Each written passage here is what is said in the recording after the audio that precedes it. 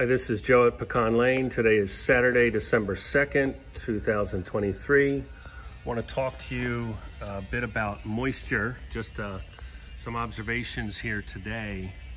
You see the sky is kind of gray. It was very, very heavy with moisture in the skies this morning. The covered concrete of our porches were moist with trails of condensation.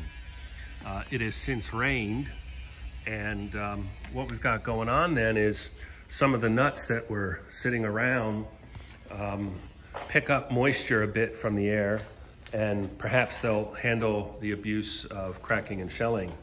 So what I'm going to show you are some nuts that have been harvested for at least a week.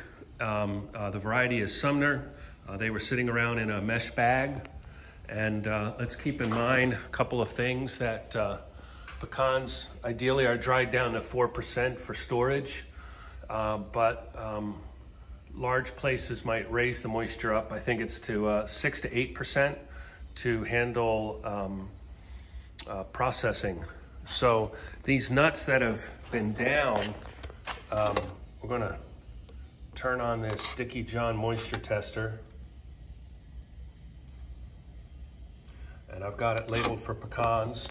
And I've done this already. I already know what the results were. All right, so those are the Sumner there that I've done. And we'll turn this on.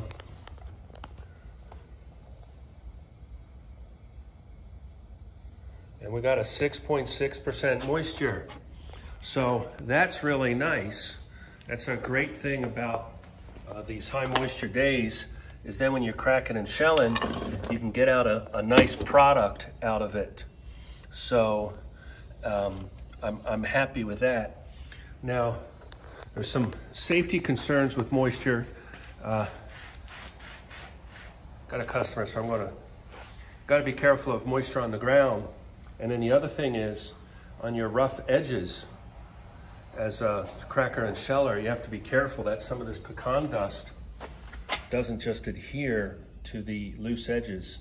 And so if it gets too moist, I actually just stop cracking because I don't want to return bitter nuts to people. But just a couple observations with cracking and shelling, and we'll dry these nuts out before selling them.